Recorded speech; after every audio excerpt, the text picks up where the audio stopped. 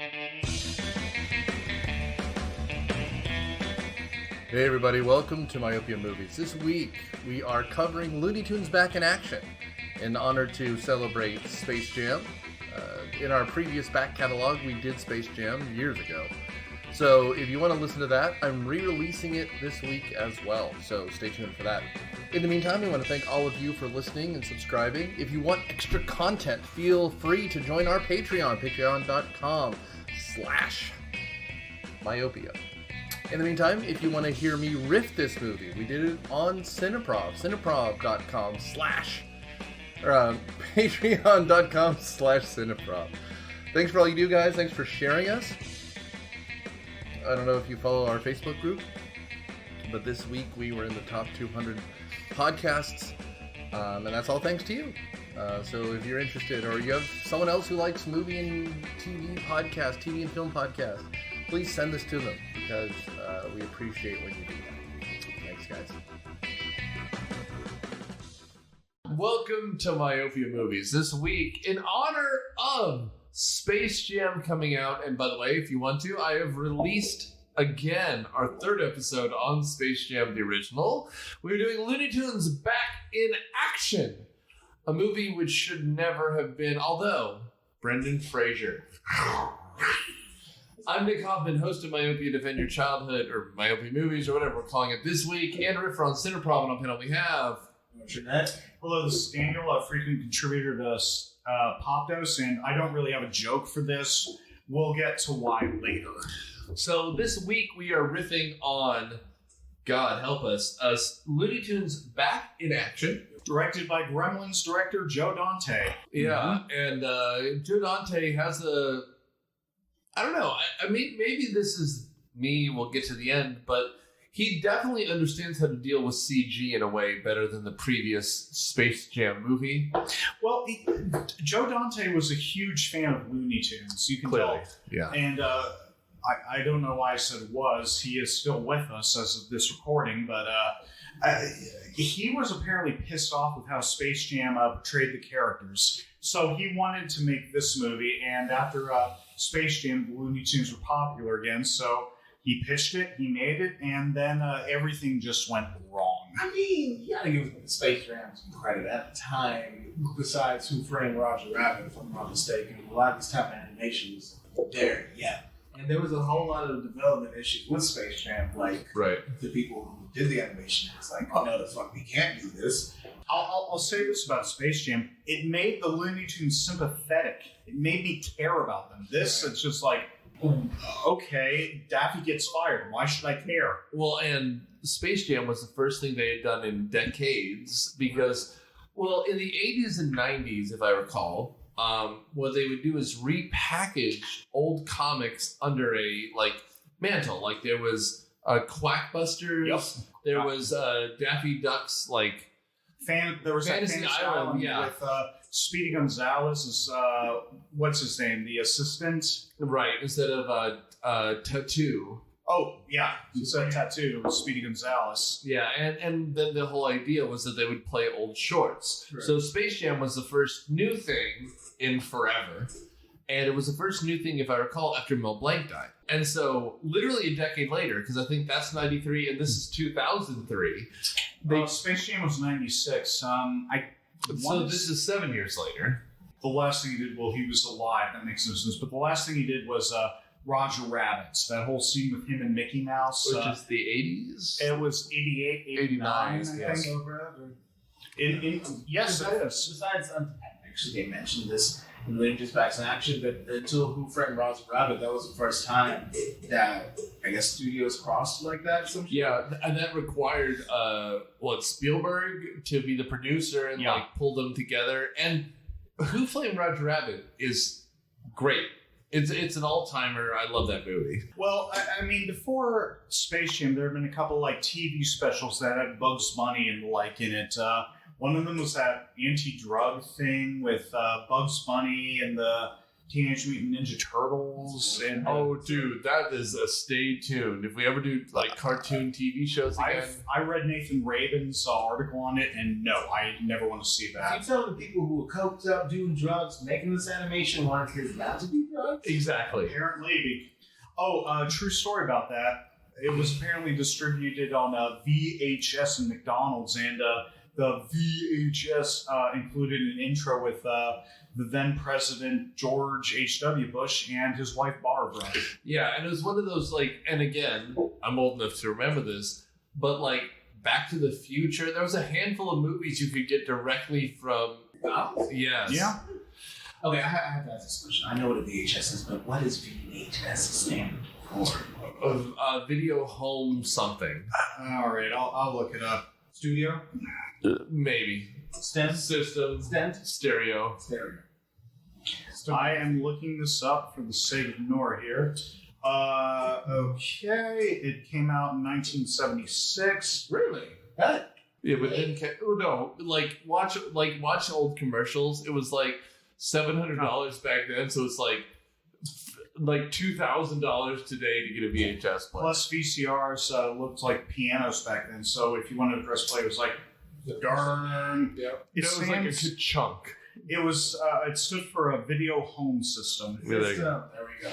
And then it was competitive with Betamax, which is apparently the better system. And so until like 2000, Betamax tapes were the ones that they used to record on. And if you were in a studio system, like when they said like straight to video, like they Betamax had better visual quality, but it couldn't hold as much as VHS could. Correct. Anyway, Just streaming. Unless you lived in Oregon. You got a Blockbuster. The one. Fucking service out there. That's apparently a brewery also now. They have their own Blockbuster beer? They apparently do. It just tastes like old carpets. It does. And smells like BO. Yeah. You know what? I'm just going to come out and say, fuck Blockbuster. You deserve to. You say that on every single podcast Why do we you do. say fuck Blockbusters? Because I heard it. They suck. Because they didn't have a good selection. The staff really wasn't knowledgeable. And, what more do you need? They had like fucking 20 copies of Charlie's Angels. But if you went in asking for a David Cronenberg movie, they'd be like, you got a late fee. First of all, I don't know if you've seen Charlie's Angels recently. The 2018 one or No, I haven't seen the 19? I'm talking about the 2001, yes. With Cameron Diaz, Lucy Liu, Drew Barrymore, yeah. Bill Murray. Bill Murray, And yeah. Sam Rockwell and... Sam Rockwell. Yeah, you need 20 copies of that. Okay. I need 20 copies of it. Stay tuned, I Fuck guess. Blockbuster. Looney Tunes. Back in action. Speaking of which, Tales. Dusty Tales. Blockbuster had a shit selection of Looney Tunes as well, so there we go. You got the name Blockbuster. At the time, people, demand, supply and demand. That's all I can say with that. Right. So, smash cut. Daffy Duck is getting fired. Smash Cut, it first opens up with that one cartoon about rabbit season and duck season. It's a recreation of it. Yeah. There's no credits at the beginning. It's just Looney Tunes back in action. Then we smash cut to a recreation of the rabbit season, duck season cartoon. Classic. And then which turns into a board meeting where Meg mentioned that Daffy Duck gets fired. He's getting fired hard. By the Warner Brothers. Yes. And the They're Warner twins. sister. Why aren't the Animaniacs in this movie? I was kind of half expecting them to. Because they show the water tower in this movie on the Warner Brothers lot. And Brendan Fraser accidentally crashes it in a Tim Burton-esque joke, which is 17 years too late. Well, was that Tim Burton's back? I think it was. It was Tim Burton's Batmobile. Yes, it was. But after both Schumacher movies and what year did Batman Begins come out? It didn't come out before this. It was 2005. Yeah. But they must have been filming it in 2003 when this came I out. think they just had the property, they needed to use it, just shoved it in there. Right. Couple other things we have to set up at this point. Their biggest star at the time is a guy named Damian Drake, who's a Bond guy. Timothy Dalton. Who's Tim Dalton showing up in this for precisely... God, he shows up at the end, but like, the man got a paycheck for being on a movie poster for 70% of this movie, which, I mean, good for him. Yeah, I was about to say. Which also, though, kind of makes sense with what you were saying about the Batmobile. I mean, Tim Dalton had been Bond in the 80s. The Batmobile design that they're copying was from the 80s. When was the script written? Who knows? Because, like, even Hot Fuzz, where he gets kind of a comeback, is 2007. Yeah. Like, 4 years after this. Like, and again, I have nothing against Tim Dalton. I kind of love him as this spy type, gruff type, and everything is coming afterwards. But no, this is an old joke. This is a very old joke. Wasn't he only in 2? Yes. Okay. I mean, at this point, too, Pierce was also burned out. Like, this was the nether region. I think 2002 was Die Another Day. Yep. And that had been a huge flop. And we're still half a decade away from Daniel Craig doing Casino Royale. Casino Royale was 2006. So, yeah, about 4 or 5 years. Yeah. And that's kind of the biggest issue with this movie, in that it feels like it wants to be like a Zucker parody of something. It tries. But the timing is off for every single one of these jokes. Well, this movie was supposed to revitalize, like, because it was supposed to have sequels and some shit, because, you know, they wanted the same magic that Space Jam had. But it lacked. But it bombed. It missed the mark. It bombed horribly. This movie did. I mean, here's what they were trying to do in terms of this movie. They were marketing it to kids, right? Because I remember the trailers for this that were all on, like, Cartoon Network and Nickelodeon and shit. Like, in that boardroom scene, Bugs Bunny walks in as Daffy's chewing them out, saying, I can't keep being the victim. I'm the real star here. And Bugs walks in, they all love him, and he's like, oh, hello, Chuck. Hello, Mel. It's nice to see you again. I'm like, okay, I get the joke, but what kid's going to get that joke? Also, what's the purpose of the joke? Like, that's the other thing, too. Like, a lot of these things are...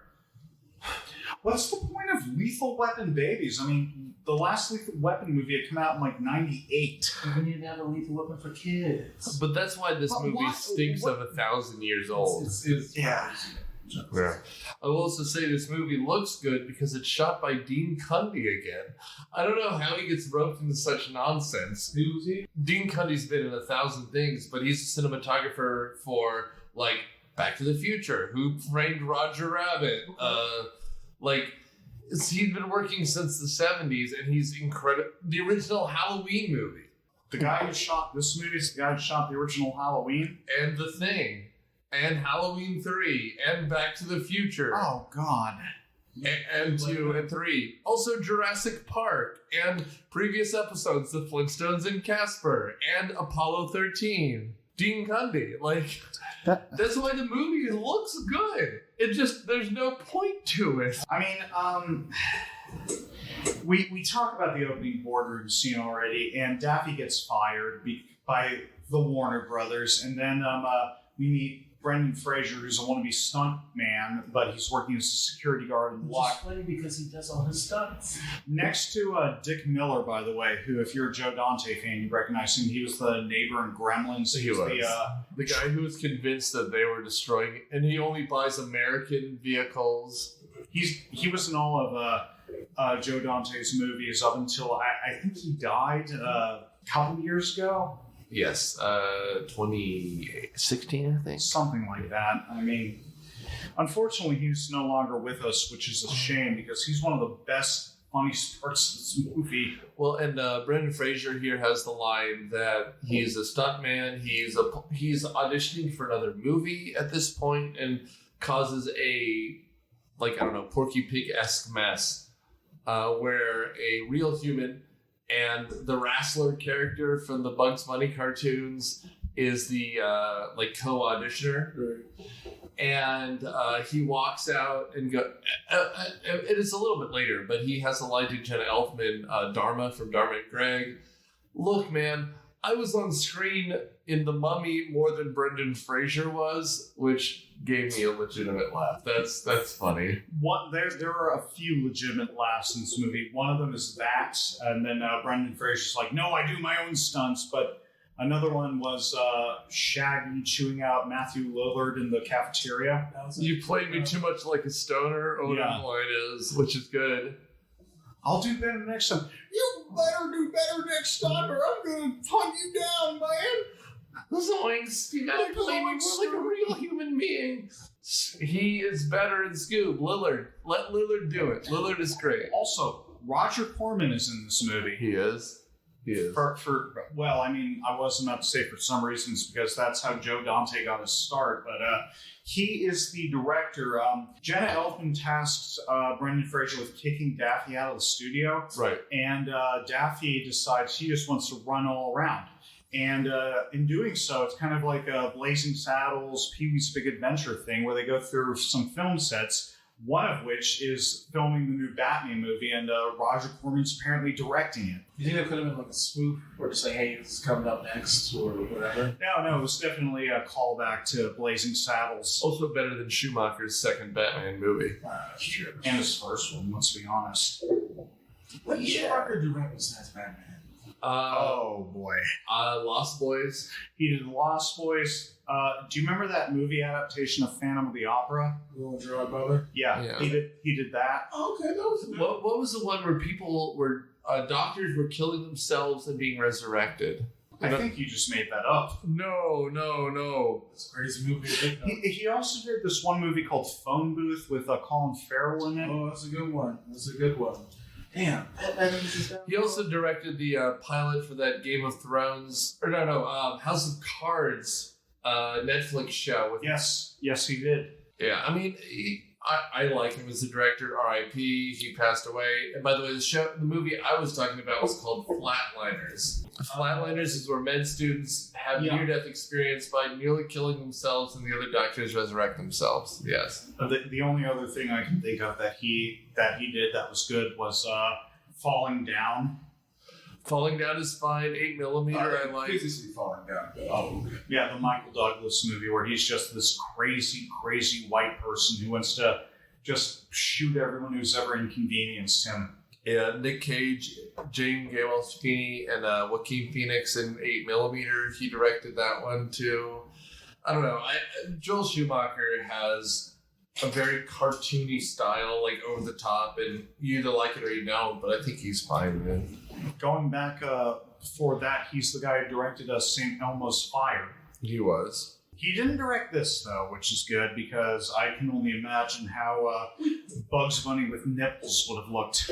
But do you think it would have been a better movie if he did direct it, just based on his cartoonish? No, we need a cartoon director. I don't know, like Joe Dante makes sense. That's the problem.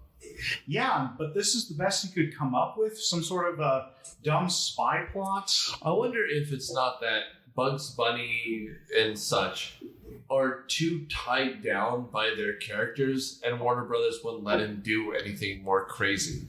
Well, like, that's a part of the problem, though. For example, the whole thing is that Brendan Fraser's spy father, Tim Dalton, is kidnapped and tasks his son with finding the blue monkey, which is some sort of a diamond, right? Correct. That I believe turns people into monkeys. Yeah, and turns them back. That's the most important part. Right.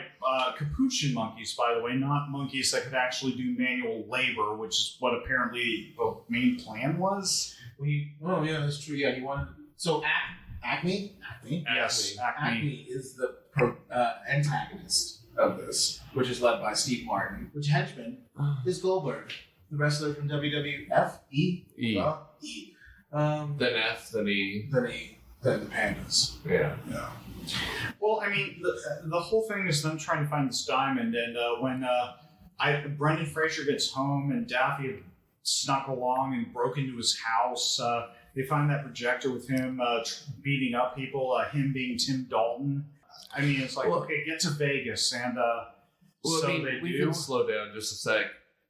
Daffy Duck gets fired after that board meeting where it turns out no one likes him. Right. And upon his escape, he's supposed to be escorted out by goons, but he escapes. And he ends up in that Batman car. Goons? Hired goons. Hired goons? And he jumps in the Batmobile, which Brendan Fraser grabs him out of, which then crashes into the Animaniacs, water tower. That's completely soaks Jenna Elfman. And Bugs Bunny, who's in the co-pilot seat, right? The passenger seat, the shotgun seat. And that's what get both Brendan Fraser fired and Daffy, who's already been fired, kicked off the lot by some goo. Can we talk about Brendan Fraser for a second? Of course. Sure.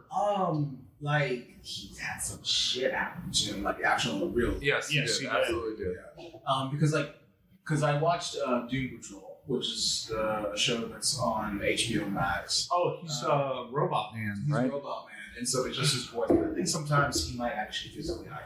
But after the third Mummy movie, I don't know if y'all know this, he had some severe injuries that caused him to with surgeries kind of thing, going through a hell of a divorce.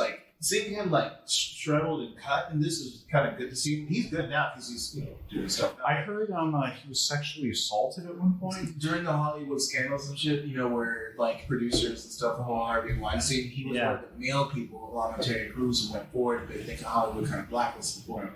At the same time, his wife was divorcing him, $400,000 a month in alimony and stuff. So the fact that Brendan Fraser right now, I'm just happy to see him on screen, That's man. what I'm saying. I like the dude. yeah, I really It's impossible to hate Brendan Fraser. Oh, no, And he's like Nur Singh. He's been through some shit. shit. And he's good in this. The problem, and that's why, we all make mistakes. I do a podcast, but he's just a funny guy, and he has a natural, simple charm to him. He doesn't have to try. He just got that smiley charm to him. True. Well, he sure did make a mistake. He agreed to co-star with Jenna Elfman. Dude, Dharma in this movie is acting against a plank of wood, and whatever. I don't know why she got cast in this. Maybe Dharma and Greg. Maybe a producer like Dharma and Greg. But man, she is just a plank of wood in this movie. Well, the Looney Tunes Back in Action didn't destroy his career, Brendan Fraser. No. After this was Crash. Then maybe. Oh boy. And then Journey to the End of the Night. Oh, The Center of the Earth. Yeah, I thought he was in Journey to the Center of the Earth. Well, he did. I guess Journey to the End of the Night was 06. Journey to the Center of the Earth was 08. And then the other movie, he was the G.I. Joe movie. He was. That's Steven's. The Mummy director's name, Steven Summers. That G.I. Joe was one of his. So.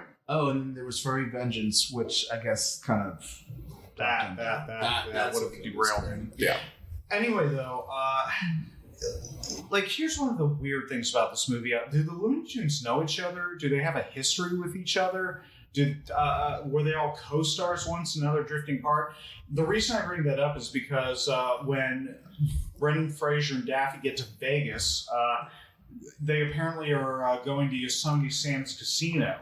And I have no idea if they even know who Yosemite Sam is, which Daffy should. Yeah. Are they co-stars in this universe? Is Yosemite Sam just some sort of oil tycoon who got rich enough to open a Vegas casino? Well, not to spoil the ending, but I think it's the meta part into it. It's the movie within the movie. So they could not know each other. This could all be it's a scene within a scene. Oh, that. You know what? No, that doesn't work. Doesn't work for you? No. But I guess since we went to Vegas, well, they go to Vegas by Brendan Fraser's pizza delivery car, which is from back in the day, which is then found, which in his garage when he pulled out, then whips out a spy car, which is Timothy Dalton's car, which is the car that Daffy Duck wanted to ride to Vegas, Which Bugs Bunny and Jenna Elfman get later. Right. Yeah, so they're in an old gremlin, right? Is that what it is? AMC gremlin. The yellow car he's in? Yeah. Oh, okay. I just made my last payment. Right, and so he comes home, and also we have to emphasize here that they're just Looney Tunes living around. Like his neighbor is Granny with Tweety Bird and Sylvester, which show up later. And then there's that whole scene in the Hollywood cafeteria that we alluded to where Matthew Lillard's with Shaggy and Shaggy's shooting them out. And then Speedy Gonzales and Porky Pig are there, and they're both whining about how hard it is to be politically correct. And I'm like, what the hell?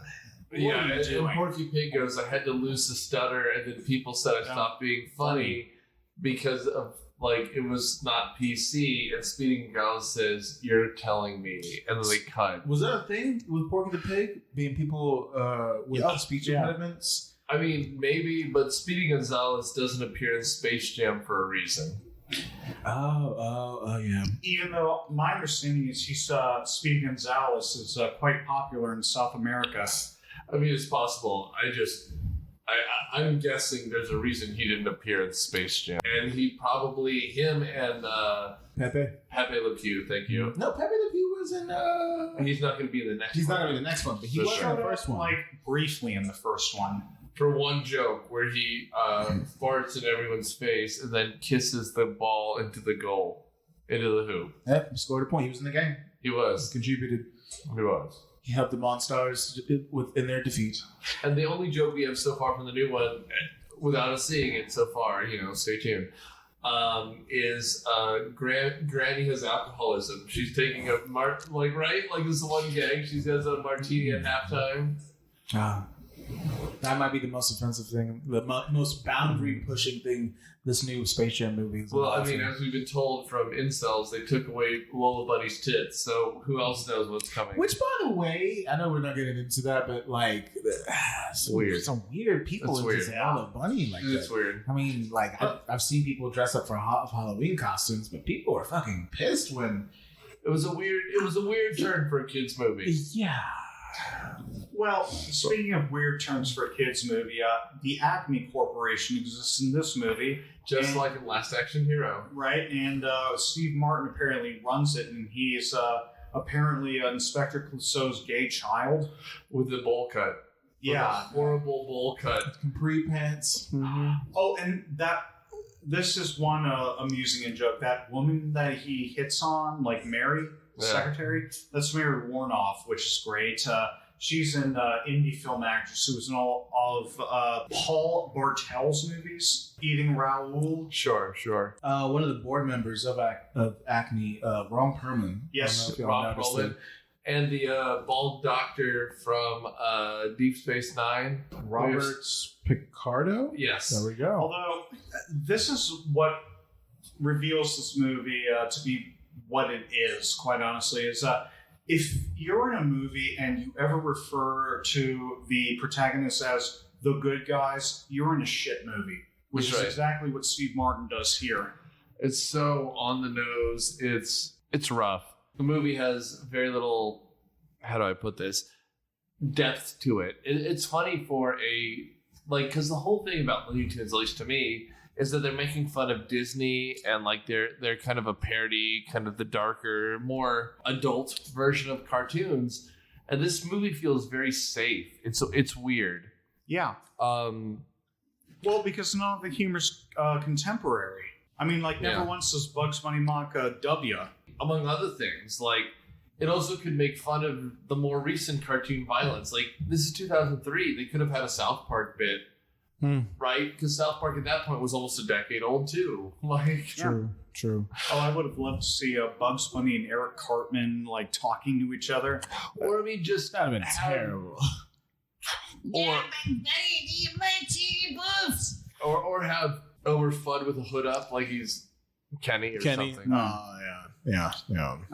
But regardless, I mean, like the movement of this movie is very straightforward. Once they have the spy card, they have to go to Vegas to try to find the clues to get the blue monkey. Mm-hmm. Well, they have to meet up with Dusty Tails is what they're doing, which is Heather Locklear, which, by the way, a great porn name in both cases. That's right. Okay. And she's a spy?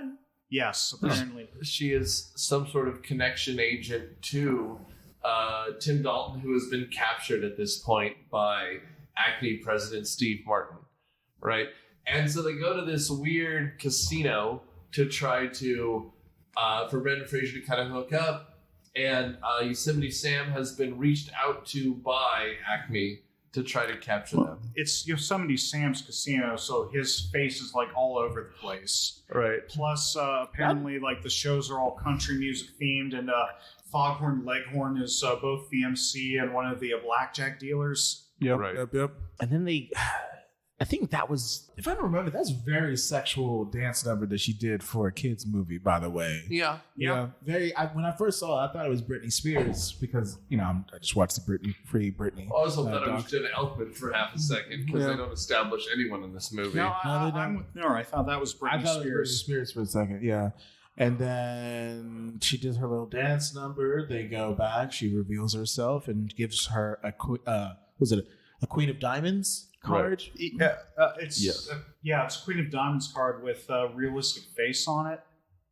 Yeah, I mean, it looks like from the opening of the Casino Royale with the credits, it looks like when the sniper rifle goes over the Queen of Hearts and then Vesper's face shows up briefly. Right. That's what this is. Okay. No. But By the way, check out our episode on Casino Royale on Mission Briefing. Before the new one comes out. whenever it comes out, they've delayed that shit for like fucking 3 years. It Yeah. feels that way. Yeah. He's been Bond for like 7 years longer than he wanted to be. So That's not the longest Bond.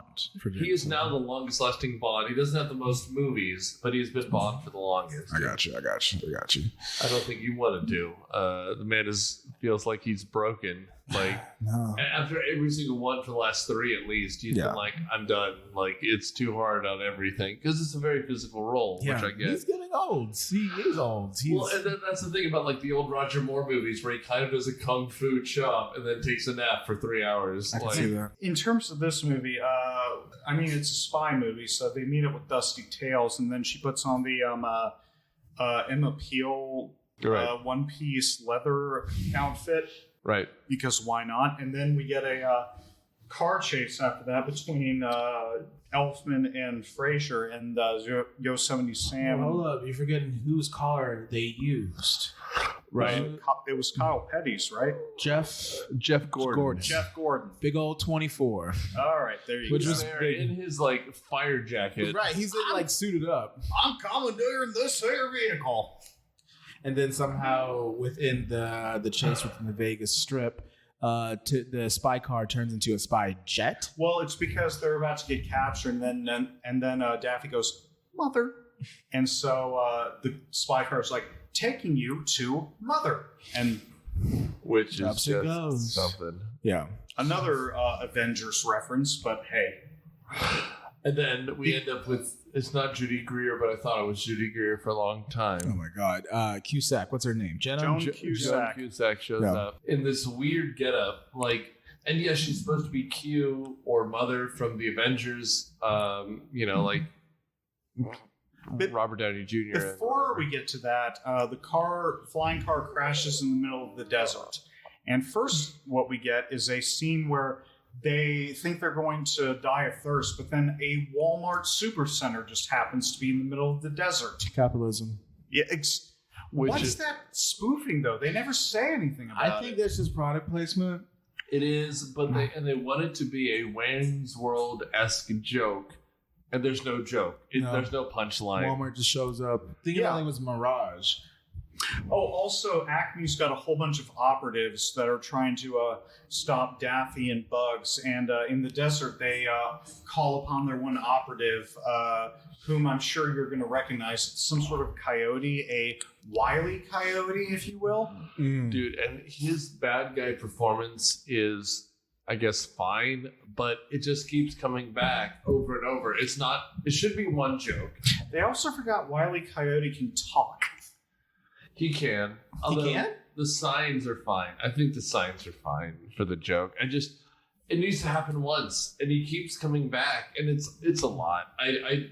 This movie feels sloppy, and it's unusual for Joe Dante, but it does feel like a mess. Right? Yeah, it's a mess in more ways than one. But after all those scenes in the desert, that's when we get to Area 52 with Joan Cusack as the mother the spy car was taking them to. Also, what was the? Y'all gonna kill me for not knowing what the robot was. What was her henchman? It was from Robbie?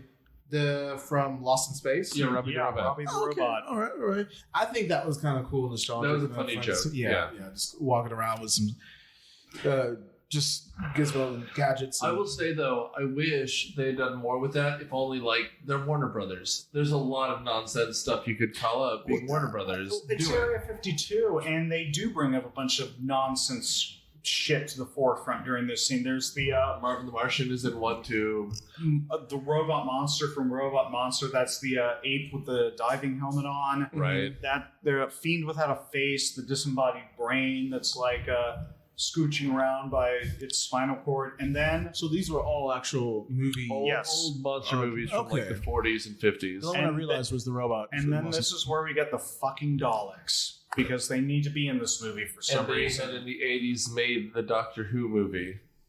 That's true. Oh, okay. I forgot about that. He was in it. The little Doctor Who robot was. Yeah. Yeah. And We are not robots. We are simply driving a tank. I have explained.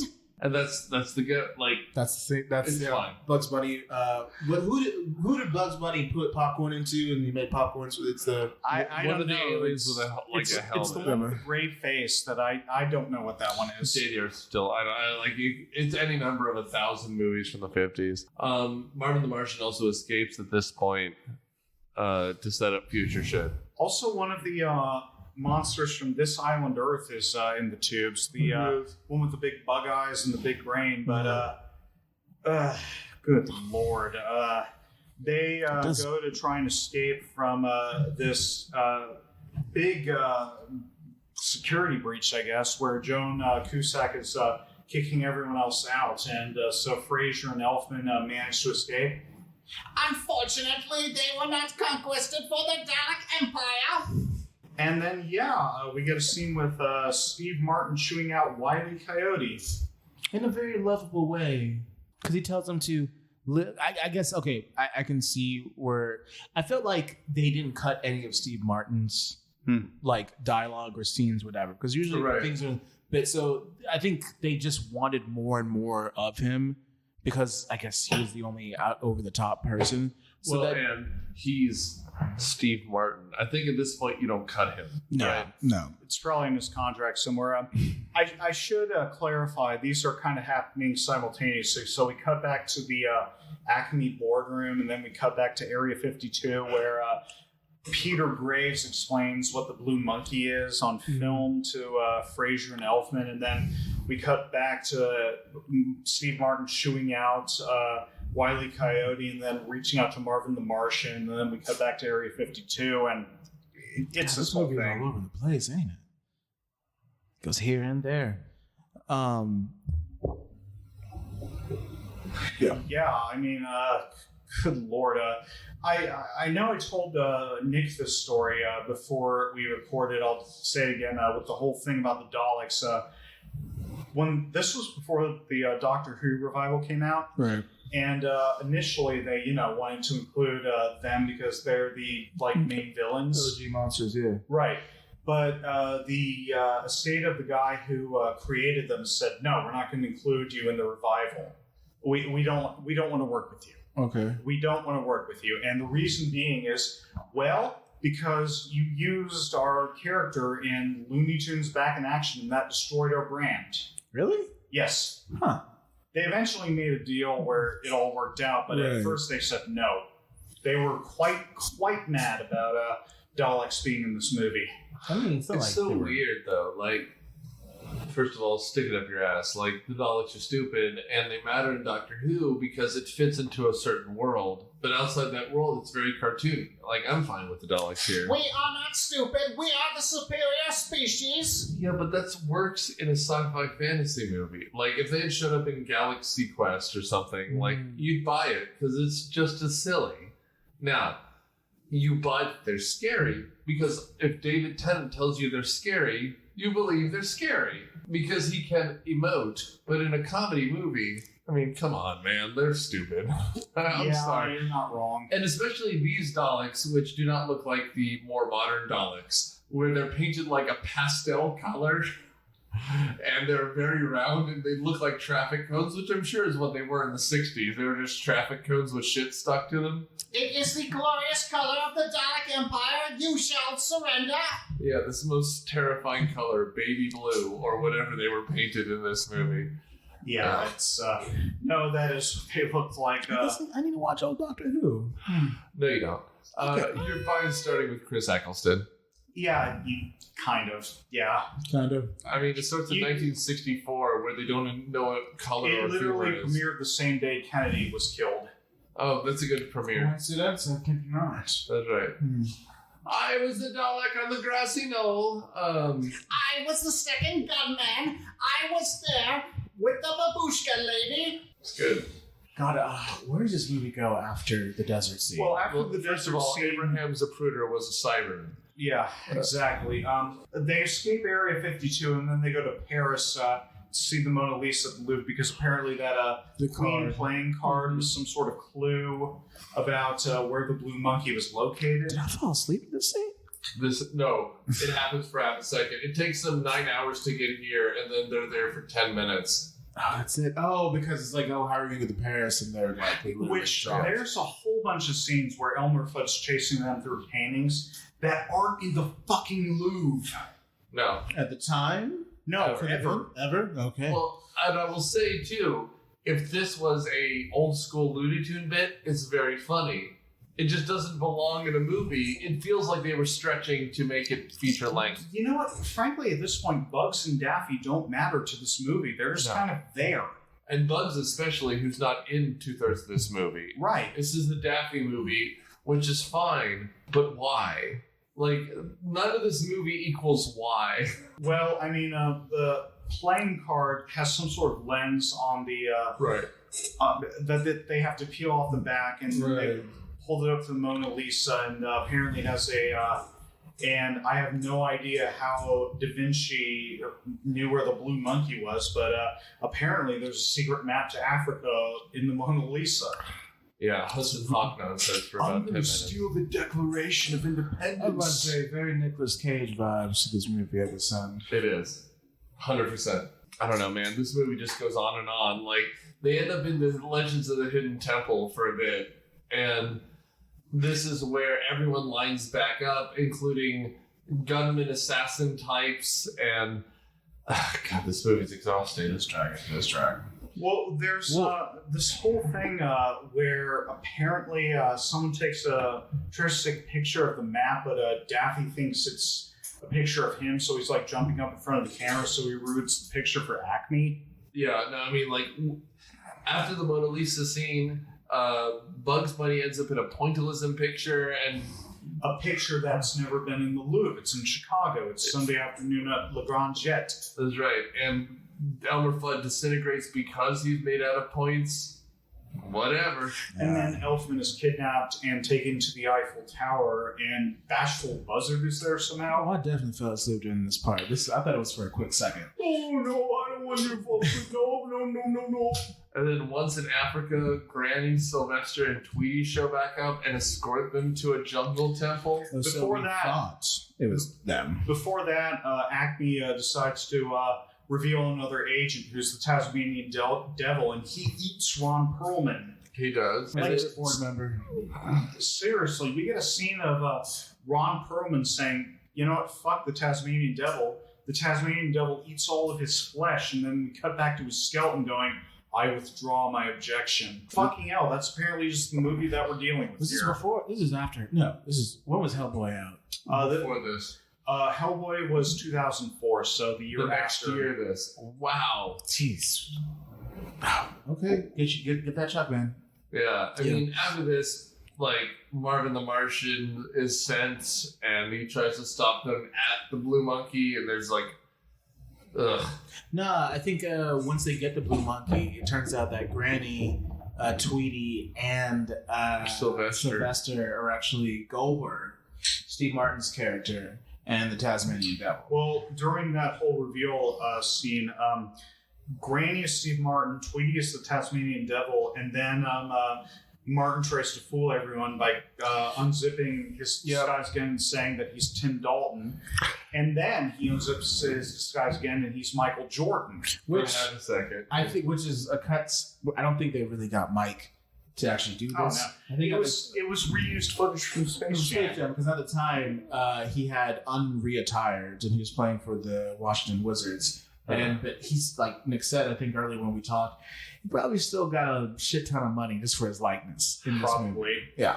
Yeah, he did have the Hitler mustache. Though they do make the joke that he's like a foot taller than Steve Martin. So he unzips a taller buddy, Oh, and then they unzip him again and he's shorter again, which is a fine gag. Yeah. Yeah, I mean, Michael Jordan is obviously a very tall dude, but obviously, Granny turns out to be Steve Martin, and he teleports them all back to the Acme HQ.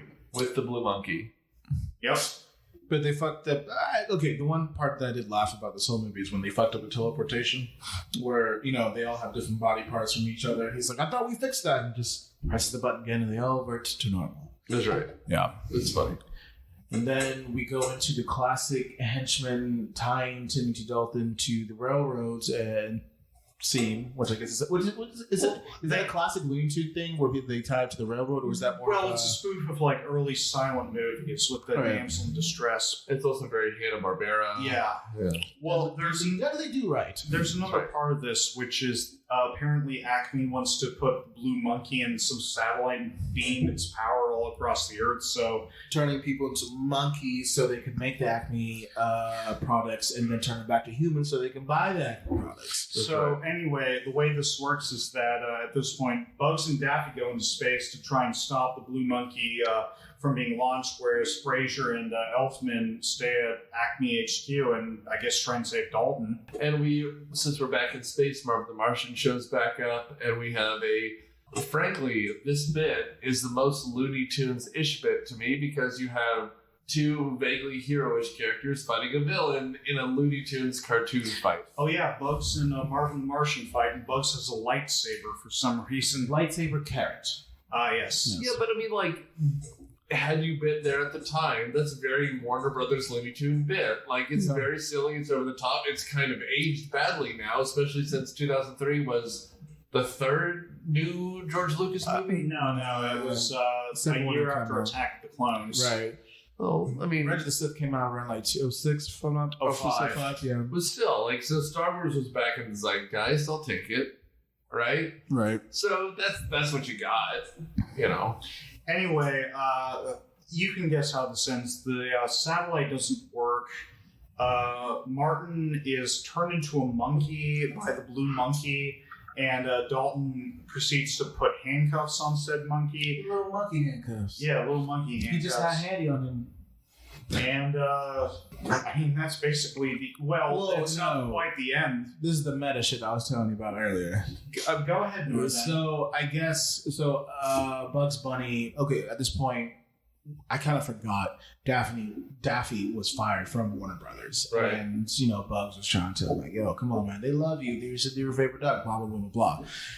And then, as the conclusion, I think this was just poor writing. They didn't know how to end the movie. Bugs was like, Daffy was like, come on, man, we gotta be hombres and things like that. And all of a sudden, out of nowhere, you hear a cut scene. Apparently, this entire thing was a movie, which would make it, to your point, Daniel, if they didn't know each other or shit like that. And Brendan Fraser is actually there. Brendan Fraser's quote-unquote stunt double, which is the Brendan Fraser that we had throughout the movie, punches real Brendan Fraser for being a prick because he fires everybody and things like that. And yeah, I mean... Yeah. A decade after Last Action Hero, they did Looney Tunes Last Action Hero. Yeah, basically. This is, oh boy. And then it ends with Porky Pig giving the classic, that's all, folks, ending. And then at that point, I hope everyone was ashamed of themselves. And then he does the whole, like, Ferris Bueller, go home. We're done. What are you doing? Like, why are you still here? Let's go home. This movie is weird. Yeah, this movie definitely bombed. It didn't revitalize things. Thank God for basketball and LeBron James coming back to do Space Jam 2. Because, I don't know, I think the way they set up Space Jam 2, and it could be like a revitalization, especially with HBO Max coming up. There might be a new series of Looney Tunes. You never know. Especially because they're getting the old voice. If I'm not mistaken, in Space Jam 2, they have the old voice actors back. Is that correct? I believe so. Yeah. It wouldn't surprise me, but the old voice actors have long since departed. Yeah. But I mean, Billy West did Bugs Bunny, I think, for a while, didn't he? He did. I think he still is now. Yeah. So who knows? Maybe Space Jam 2 can do what Looney Tunes Back in Action couldn't do. You know, they're going with the same formula of the first Space Jam movie. So, yeah, I'm looking forward to that. Sure. Your final thoughts? I didn't like it. It was cool. The only thing that was cool about this movie that I really liked was the cafeteria scene with Matthew Lillard and how it was kind of making fun of itself. Other than that, the plot was all over the place. The movie was just, I regretted just watching it. Well, I had to end up renting it because the copy I had was just like digitally whatever. So I want my $2 back. Amazon. First and foremost, Nora, this is free on Tubi, so you might get some ads, but you don't have to pay for it, which is I don't like ads. I'm that bougie. Okay. I play for Hulu. Well, I mean, yeah, so do I, but man, this was just a bad idea. I mean, there's no reason for the Looney Tunes to be in it. It didn't endear me to the characters in any way. All of the performances were just way too over the top and inappropriate.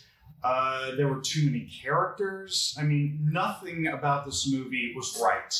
I mean, these characters are American icons, and this is like, I don't know, the equivalent of making a Muppet version of Debbie Does Dallas.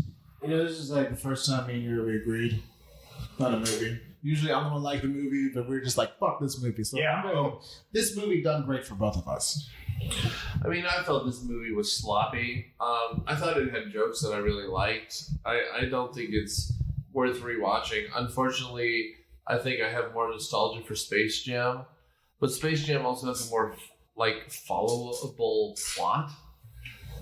Space Jam made me care about the Looney Tunes. They're going to get destroyed by the Monstars. I mean, fair, but we were also younger, and I think that matters more. If you were that age when this movie came out, you might like this movie more. The problem is this movie is like a Naked Gun kind of parody. There's just not a lot here. Like, there's no plot here, which is a shame, because it has better actors. It has more people I like in this. But yeah, I mean, either way, it's a mess. I'm going to watch the new LeBron one. I'm assuming everyone here will. It's going to be on HBO Max and in theaters. I'm probably going to see it on HBO Max because I already paid for that. I don't need to see something else in theaters. But we'll see. I don't know. I don't hate the Looney Tunes. The problem is all the stuff of theirs that I like was in the 40s, 50s, and 60s. So they better do something to revive that brand. Because even Space Jam is just fine. It's not something I'm in love with, or I don't think it's like high art. They did revive the brand by that point in the 90s, and it was called Animaniacs, which is exactly what the old Looney Tunes were. And they just had a reboot of that on Hulu. Go watch that. That's fine. True. That's fine. I mean, and you're right. Like, and that is fine. That is functional. I like that thing. Especially, it sucks to me because I like Disney as well, and there recently have been new Mickey Mouse and Goofy shorts that are quite funny. You'd think that some network, even if it was HBO Max, would do little 5, 6, 7 minute long Disney like Bugs Bunny, Yosemite Sam shorts, because that's funny stuff. They just haven't figured it out yet, and that's a shame. Warner Brothers needs to figure that stuff out, because I don't want to lose these characters to some nonsense, which it's really close to. And I mean, I grew up with Tiny Toon Adventures, but at least that was almost like a parody of what they used to be. Anyway, we're out of time. Enjoy it. We're in an era where we're all going to watch something streaming or live. So thank you. And I guess if you haven't heard it, listen to our Space Jam episode, which is now available to you on our main feed. Hopefully the Quad City DJs come back for this new one. If they don't, it'll be a wasted opportunity. Totally. Anyway, thanks, guys. Thank you. Hey everybody, welcome to Myopia Movies. This week we are covering Looney Tunes Back in Action in honor to celebrate Space Jam. In our previous back catalog we did Space Jam years ago, So if you want to listen to that, I'm re-releasing it this week as well. So stay tuned for that. In the meantime, we want to thank all of you for listening and subscribing. If you want extra content, feel free to join our Patreon, patreon.com/myopia. In the meantime, if you want to hear me riff this movie, we did it on Cineprov, patreon.com/Cineprov. Thanks for all you do, guys. Thanks for sharing us. I don't know if you follow our Facebook group, but this week we were in the top 200 podcasts, and that's all thanks to you. So if you're interested, or you have someone else who likes movie and TV podcasts, TV and film podcasts, please send this to them, because we appreciate what you do. Thanks, guys.